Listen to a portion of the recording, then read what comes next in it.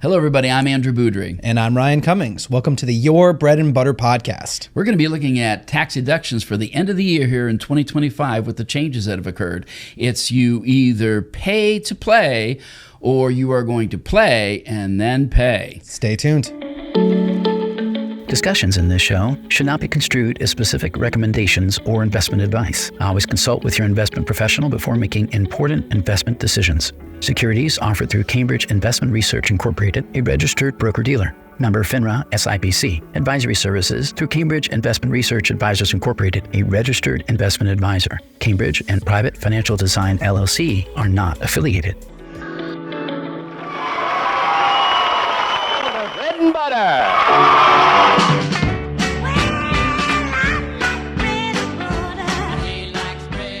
Welcome back. Today we're discussing tax changes, some of the tax law changes that happened earlier this year. And then ideally, the main focus of today's podcast is going to be some tax saving strategies, things you can do between now and September, when we're recording this, through the end of the year to maybe pay a little less in taxes if it's your situation. And this is really today, we're going to do it in two parts. This one today is for individual tax planning, and then we'll do another one on business planning. More importantly, we really want you to pay attention to this because this will save some money for you. So I think at the end of the day, too, before we jump into some of these things, I think it's important to note that we're not CPAs. We're not necessarily giving this as specific tax advice because everyone's situation is a little different. Some of these things might apply to you. Some of them may not. So if you're interested in learning more about some of these strategies, talk with your financial advisor or work with a CPA, and they can help you figure out, which one of these strategies or topics fit your situation. Exactly. And just know one thing, that the IRS hates Sherlock Holmes. And do you know why? No, I don't know why. Because of all of his brilliant deductions. That is So let's launch into some of the major changes that affect you as an individual in your tax planning. And first of all, there's a permanent extension of many of the original provisions that started out in the Jobs Act of 2017 that were set to expire at the end of 2025. These include individual tax brackets underneath that code. Yes, it's a extension of that whole tax code. So tax brackets, among many other things like the increased standard deduction, the removal of the personal exemption. Some of you may not even remember what those were because they've been gone for so many years at this point. But they were a piece of the tax code prior to 2017, and they are now going to remain something of the past. And we're instead keeping the enhanced standard deduction that does also increase a little bit every year going forward as part of that Tax Cuts and Jobs Act. The next one is child tax credit change. The base child tax credit for this year, for those of you that have children and taking the tax credit, it's increased by $200 and will be inflation adjusted going forward.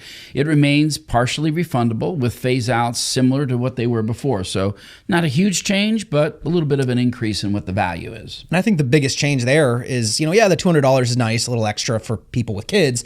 But I think the biggest one is adding in an automatic inflation adjuster. Before in the past, the child tax credit was what it was, and the only time it changed is when there was new legislation that changed it. Now it's got this automatic inflation adjuster built into it, which I think will be a bigger benefit for people with kids over the long run. And I don't want anybody to be deceived out there to think that the government actually gives the real inflation rate when they do these kind of things. People who've been on Social Security for a number of years realize that inflation number might be a little bit lower than what the actual inflation rate is, but it's still a very good change. The next one is the change in the SALT deduction cap raise. Let's talk about that. It's one of the biggest ones. The previous SALT cap, and SALT stands for state and local tax deduction. So for those of you who were hoping to itemize in past years, maybe never quite got there because your state and local taxes, that's property tax, any state tax that you pay, they were capped out at $10,000. So for people that lives in states like ours here in Massachusetts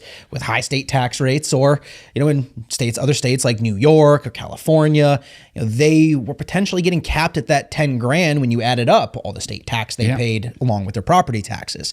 Well, that cap's been raised to 40,000, which is a significant change from what it was previously. And even though the standard deduction is much larger, like we were just talking about, we may see more people itemizing now because that starts this year, 2025, with that raise increase. And we may be looking at more people itemizing and receiving the tax benefits of writing off their state taxes and property taxes. And if you don't use it, you lose it. And then by 2029, that whole deduction may be totally revamped anyway, so use it while you can. We got a new deduction, which is, first of all, also some changes for tips, overtimes, auto loans, and some of the notable additions to this is that tip income up to about $25,000 is a deduction for eligible tip people who have those occupations, subject to certain income limits. Overtime pay is also a deduction for qualified overtime pay, up again to a certain limit.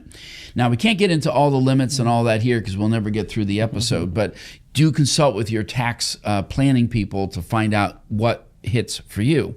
Also, too, auto loan interest deduction is up to $10,000 a year now, and interest on auto loans for only U.S. assembled vehicles, subject to certain income phase-outs. And again, that's a very particular area, so you might want to get specific advice on that. But then we have a few other features added in with the new tax code. Things like the new Trump accounts. They're essentially these little saving accounts. The government will fund with $1,000, and they can be eligible for your child if they were born between this year, 2025, and 2028. So we'll talk more about that as well, and kind of how to leverage some of these things in a few slides. But that is one of the new pieces here too. And then finally, the last few things: current state and gift tax rules. They're remaining high, so they were increased drastically from about, I think, back previous Tax Cuts and Jobs Act, we were talking about 4 or 5 million per person. Oh, right. Now, with the Tax Cuts and Jobs Act and the increases that have happened since then, they're up to nearly 14 million per person. So it's been a pretty big jump with subtle increases each year. That's something for the people with the higher net worth who maybe are having a concern with estate taxes down the line. It's a feature that's now made permanent as part of estate planning. Yeah. So, and also we've got changes in the bracket and deduction with inflation adjustments. So as usual, tax brackets, standard deduction are adjusted upwards for inflation in 2025. So those are some of the major changes. We're going to dive into some of the particular areas that actually fit into this category. Yes, we want to essentially try to point out, now that we've mentioned those changes, some ways to plan around them. What can you do to actually know, do these things affect me? What are the things I can do before year end to try to take advantage of some of these features? So one of them is with some of the new deductions we were just talking about. So we're going to dive a little bit deeper into some of those. So for example, a lot of the deductions you may see here on this slide, tip income, overtime, auto loan, senior deductions, a lot of the ones we just discussed, they're temporary, at least as they stand right now. So we're talking 2025 through 2028. So you're getting a 4-year span there, counting this year, that you can potentially claim some of these deductions. The nice thing to note, they are above the line deductions, so you can take advantage of these whether you itemize or not. So for all those people who are on that threshold of itemizing, there's no worry with some of these things, but it's important to try to take advantage of them while they last. So for example, the tip income that we were talking about, you have to work in a customarily tipped occupation. So a lot of waiters, hosts, things of that nature, maybe valet or delivery drivers, things of that nature that may be tipped. Or is that a racetrack bookie too? Like if they get a tip on a good racehorse? Oh, no, I don't know if that one will qualify.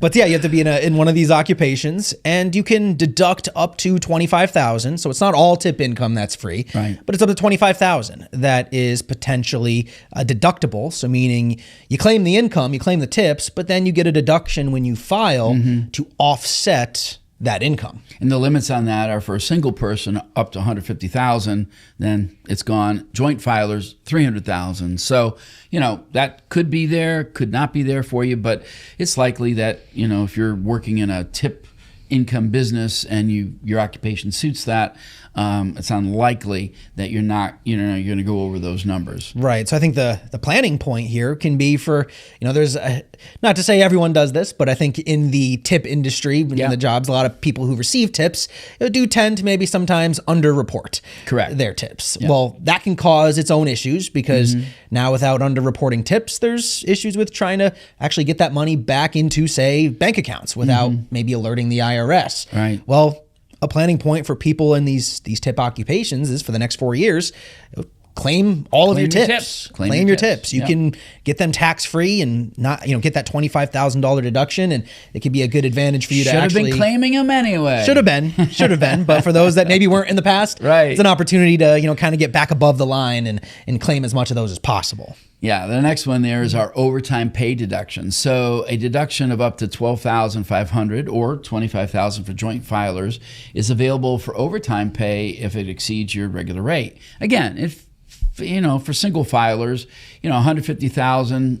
Anything over that, you've lost it. Joint filers, same thing, $300,000. So, if this works for a lot of firefighters, police officers, people that work in these public positions that do get a lot of overtime, sometimes there's factory workers as well. So, your income limit, it hits you, you lose it. So, got to be careful and watch that a little bit. Right. And again, some thoughts for planning points with this one. It's temporary, so just like the last one, maybe trying to get a little more overtime for the next couple years can be a way of making sense to pay a little less tax on that overtime income. But another thing to note on this overtime deduction is it is only on the overtime portion of that pay. So for example, maybe you hit your 40 hours and you work time and a half. Once you get over that, you get paid, your wage plus 50% on top of that. Well, you're only deducting the 50% increase. It's not, you work 45 hours. It's not all 45 or all those extra hours that you're deducting. Those extra 5 hours don't get fully deductible. It's just the above and beyond overtime rate that's attributable to that. So for an example, actually if writing on off that 40 hours, a person would normally be getting, we'll say $2,500. So they go and they work an extra 5 hours. And let's say the pay goes up to, they get a 50% basis on it, and all of a sudden now that's $500. But 50% of that is what? Their standard rate. Yeah, standard rate. And the rest is at the regular. So you're only going to get that deduction for the $250. Exactly. Right. So long story short, it's not, I think the point there is it's maybe just trying to be aware of what's happening. If you work a bunch of overtime, doesn't mean you're not going to pay tax. You don't want to think all those hours are free. Right. It's only on the portion that's the extra pay there. Our next one is the auto loan interest deduction. Again, this is a $10,000 deduction up to for a U.S. assembled personal vehicle. Now, if this is important to you and you're looking to have a personal deduction and you're going out looking for a new vehicle, again, this is a new agenda economically, trying to emphasize using the tax code to build a certain part of the United States economy. And again, you buy a U.S. vehicle, that's on your individual wish list. That is subject to income phase outs as well, and it's unavailable for any kind of lease. So. Right. So it's only specific vehicles. They have to be, like you said, finished in the U.S. So it doesn't necessarily have to be a U.S. produced vehicle, but as long as it's assembled here, they may qualify. And actually believe the, if you're looking for resources on that, I actually believe right on the IRS website, they actually have a list. I went there and looked, of qualified manufacturers and vehicles that would qualify. So, but it has to be purchased before year end to be able to deduct any interest paid on the loan. And then the final one of these temporary deductions is the enhanced standard deduction, or as we're calling it here, the senior deduction. So it's for any taxpayers over the age of 65. There's an extra $6,000 per person, so $12,000 for a married couple if they're both 65 or over, that they get to add to their standard deduction. So this is, again, a big planning point where if you're retired over 65 and maybe you're looking to do a little more of a Roth conversion that we do with a lot of our clients. There's a little extra space there, a little tax write-off that can help benefit from that. Although you also want to keep in mind your total income for the year, because as we're showing on the slide, there's limits before you actually lose this deduction, and it's not all that high. $75,000 for a single filer, $150,000 for joint filers. They can start to lose this deduction. So if you're someone who's maybe doing things like those Roth conversions, or maybe you're buying a new home for the year and you're withdrawing extra money from your retirement accounts, these are all things that, depending on how much extra income you're bringing in, you could look at possibly losing some of these sorts of tax write-offs. Yeah, and I think you have to be a little bit cautious for the average person that's watching this out there. Want you to know that really, statistically, it's likely that only about 19% of filers are actually going to benefit from that particular deduction. We have a number of clients that come in whose income is over the 150 mark, they're disappointed they're not going to get it. But that's the law, so don't think you're going to get it. Right. Make sure you get good advice as to where you stand with that. Exactly. Well, as we move through this here, we want to look at another couple items to plan strategically, particularly if you want to do charity. Yeah, I think that's a big one for this year. It's something that with the law changes and the way they're being structured, this year, 2025, is actually one of the most important years to take advantage of the new rules around charitable donations. So part of that is with the rule changes this year and that SALT cap increase that we were already talking about. For many people, if you're already maybe aware of this, you only really get the benefit for gifting to charity if you itemize. Right. And so having that SALT cap increase is going to cause more people to potentially itemize and make 2025 and these years going forward a potentially easier year to gift to charity and actually get the full benefit of those. So you can take advantage of 2025 rules because in 2026, you're going to have a 0.5 percentage point adjusted gross income you have to hit. So a floor. On a floor, right. So on a $200,000 income basis, you got to hit that $10,000 mark for charitable contributions that you don't get a deduction for. And then anything above that, 0.5%, 1%, that would actually be the way that you would go. Right. So it'd be the $1,000 mark there. I'm sorry, the 1,000. I said, bad math there. Yes, but yeah, that would be. I mean, that's the exact point. Is if there's this floor, you have to gift above starting next year, but it's not happening this year. Well, but we are still getting the SALT deduction this year. Correct. So that's happening now, but that floor isn't happening until next year. This is the ideal year to gift to charity, get the extra SALT deduction to get you to the itemized threshold, but not get hit with that 0.5% floor. Correct. Like you were just explaining. And so this is the year to gift to charity. And if you want to gift a lot to charity this year, one of the tools that you can use to do that is something like a donor advised fund, where you can gift a bunch this year, get the write-off right now, but you can give it over multiple years. So that way you're taking advantage of the tax write-off immediately, but spread the money out as far as how you give it or where you give it to, using something like these donor advised funds. And the only reminder that we would give you there is check with the donor advised fund as to where they actually distribute the monies, because you don't get a lot of control over that. Yes, you we've seen that with a few. You control who you give to as far as the donor advised fund, but once they get the assets, there's a long list of people that are charities that are in that list. So make sure that the charity you want is in there, because your charity is not going to get all that money. Exactly. It's going to go someplace else. So long story short, 2025 is the year to try to bunch some extra charitable donations. Again, depending on your situation, but with a lot of these law changes, this is the year to do it. And don't get me wrong, 26, 27 will still be decent too, but you're going to be overcoming that, that 0.5% AGI floor. And somebody would say, well, $1,000, that's not that big a deal. And that's true. It's not. It's just you can't expect that you're going to get to do the full. And that's right. That's it just lessens the benefit of it, which, that's all we try to do as advisors, is point out for people to, how to make the most efficient strategies with their finances. Not to say giving a charity next year is going to be a bad idea for your taxes, but this year's better. And that's actually part of the tax code where, the government in general has taken on the responsibility of a social responsibility when it comes to taxation.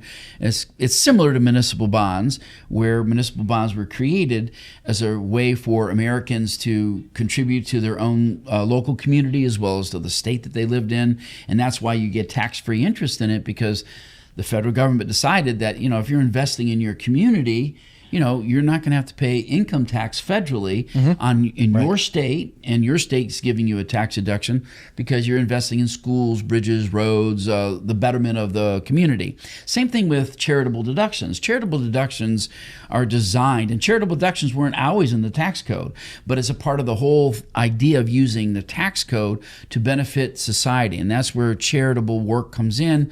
And again, you're not just doing it to charity to get the deduction, you're doing doing it because you believe in the charity. And that's Exactly. part of the tax code and understanding how to use it to your advantage. That is a great point, because I've had clients in the past who they really focus on wanting to spend less in taxes, try to save some tax money. Like, oh well, I could maybe give to charity, and that I heard that's a write-off and pay less in taxes. And while that's true, you're going to spend 10 grand to save 5 on your taxes. Like the math doesn't quite work out that way. At the end of the day, you'll pay more taxes if you don't give to charity, but you have more money in your pocket. So to your point, if you're already charitably inclined, you already have a cause you want to give to and save some taxes along the way, and try to make the most of the rules. And actually the one last rule I want to mention that was added to this recent tax law starting next year is going to be the $2,000 above the line charitable deduction. So even if you don't itemize starting next year, you can gift up to $2,000 as a married couple. I believe it's $1,000 for single, $2,000 for married. And that is going to be deductible whether you itemize or not. So they're adding a little bit. Income limit on that at all? That's a good question. I don't believe so, but I would have to double check on that. Yeah, we'll double check on that. But that's a good change. Yeah. But it fits in with the whole idea of why the tax code is set up the way that it is. So here's what we have. We have some ideas here about ending year using your investments and losses. So let's talk about harvesting investment losses. Yeah, if you have some income from investments throughout the year, the market's done pretty well this year. It's mostly gone up. We've had some volatility along the way. There's potential to harvest losses throughout the year to offset those gains. So when you have losses on some investments, but maybe not others, you can write off all of your losses against your gains. So a quick example, if you have $10,000 of gains from the year, but another $10,000 of losses, well, those can actually wash each other out, and you claim no income tax on your gains because you had another $10,000 of losses to offset it. Now, if you don't have any gains, but you do have losses anyway, well, you do at least get to write off 3,000 of those losses against regular income. So you can't just offset your salary. And you can save that for the years ahead. You can. So, it's not like the losses are going to be, completely gone forever in the sense that you're not going to get anything back for it. So definitely talk with your advisors about it as far as, is there a strategy here? There actually are investment managers out there who do manage tax sensitive, and they'll trade off selling some stock that they want to sell because they're not going where the market's going, take those losses, but then they have other areas where they want to take some gains off the table, and these tax advantaged managers, that's what they do. So if that's important to you. Now, you can't do that in your IRA because in your IRA it's all income taxable anyway, so you're not going to do that. And then we have the using the gift tax exclusion. In 2025, you can gift up to $19,000 per person without it counting against your lifetime estate and gift tax exemption. And this exclusion increases to $19,000, up from $18,000 in 2024. So what that means is, instead of using your $14 million or so of your own estate, which together that's $28 million, but if you want to just give money without using some of that $14 million, you can do that. Right. Now, what people sometimes forget and don't realize is that you can give beyond the 19. And if, let's say, you wanted to help your children to, a child get a house, you want to take $50,000, you want to give it to them, but that's more than the 19,000. Well, you can use the 19,000, but then you can take the other 31,000 from your lifetime and use that as a gift, and then you're just a little bit shy of 14 million for your still lifetime exemption. So again, if you don't use it, you lose it. Yeah. So there's no real, you're not limited to just $19,000. And I think it's a big misconception for a lot of people. They think that you get taxed if you give too much to a child or really anyone, and that 19,000 sometimes is a hard line in the sand, and it's not. It's just anything above that, like you said, eats into your lifetime amount. And for most people, that lifetime amount is so large, being 14 million per person, that it's okay if you Yeah. eat into that Yeah. a little bit here and there if you want to gift a little more than $19,000 per year. Yes, So and I think people are always surprised to find that out. Right. Like, I'm going to have to pay tax. No, you get a credit on that. All right, we're going to talk here at the end of this some specific credit changes in the tax code, and a couple of these, you may not realize this is what's happening. But first of all, number one, we have the end of the EV credit. So purchases of any qualified electric vehicle before September 30th of this year, which is coming up real quick, to claim the existing EV tax credit, because after September 30th of 2025, there's no more EV tax credit. Right. And alongside with that, they also removed the solar tax credit too at the end of this year. So that was a 30% federal tax credit, a very large tax credit for putting solar panels on your home or commercial properties, et cetera. And that's gone at the end of 2025. And those panels have to be paid for and up and running. Yeah, you have to have a year-end. certificate of occupancy in that house. It can't be just built, you got electricity flowing through it, but to nowhere. So can't do that. It's got to be in an occupied house. And that's, and I will say this, just as sort of a prognostication, I think that looking into the future, I think this is a credit that will likely come back in a different form. I think so. Mainly because you've got so many states, red states politically, that really are involved with the solar panel industry. And I think you're going to eventually see some of that come back because it has made a lot of sense economically It does. for people as well as the industries that develop it. And we have one more here, the new Trump account for children. Yeah, they're a new savings account for any kids born between this year, 2025, and 2028. They'll receive this eligible tax-deferred account. The government funds an initial $1,000 contribution, and then the annual limit for contributions another $5,000. And this then does convert to an IRA in your child's name at age 18. Now, all the details of these accounts are still being hammered out within the IRS and within Congress. So all the final rules are not 100% set in stone at the moment. But what it seems to be trending towards is, this is kind of like a mini IRA for your kids, a way to get things kickstarted, a free $1,000 from the government from that initial contribution. Now, any future contributions, that limit is $5,000, they're not tax deductible.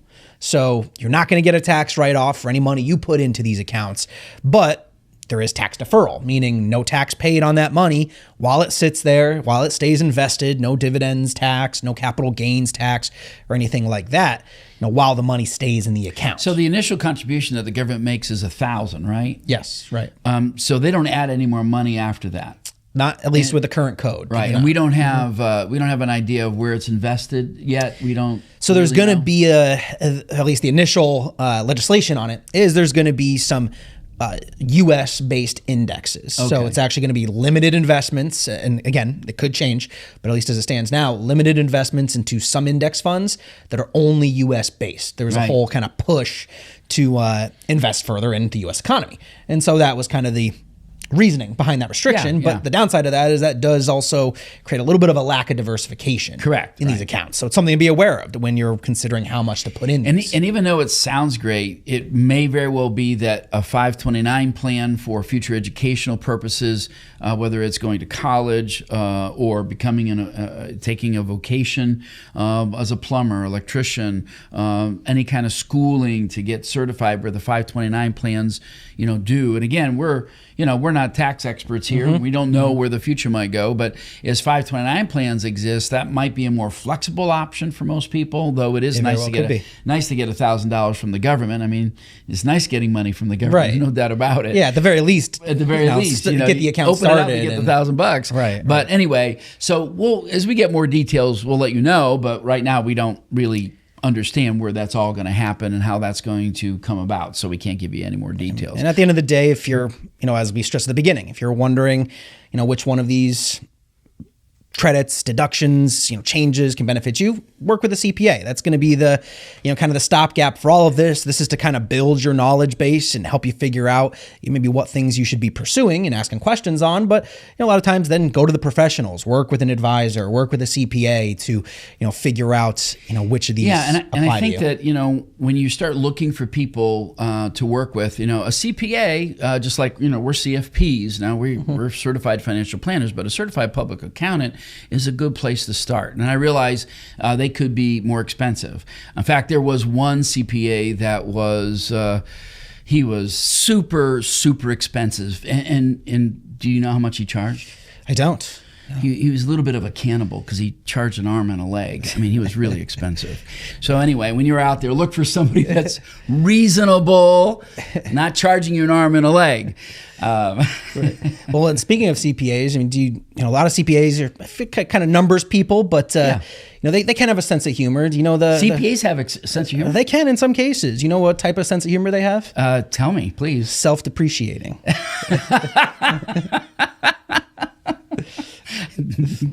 That's a good one. Well, listen, let's summarize this a little bit.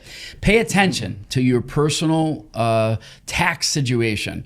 Know what your score is going to be. I mean, you know, here we are. It is the end of September going into the fall. So you basically got 3 more months to sit down, look at your income, figure out your tax withholdings, look at some areas where you might be able to take advantage of some of the things we've talked about today. And there's a reason we're doing this in late September, early October, and doing this podcast. Don't wait until the end of the year. I think we've had that happen with clients all the time. They call in at the 3rd, 4th week of December and saying, "Oh, I want to do this, I want to do that," and sometimes it's too late. And for all of our clients that are watching out there, please give us the grace of giving us at least a couple months of your attention before December comes, and that way we can handle that. Yes. But please pay attention to all of that. Now, we want you to remember a few things that are very, very important about taxes. You don't want to fool around in your taxes. So you got to pay your taxes to play the game. But don't play a game on your taxes, because then you'll pay. And that's why we started with the title. We want you to be up and square with the IRS. Remember, live today for the tomorrow that's in your heart. Because you'll never have more time to plan for tomorrow than you do today. Thank you for joining us. Bread and butter.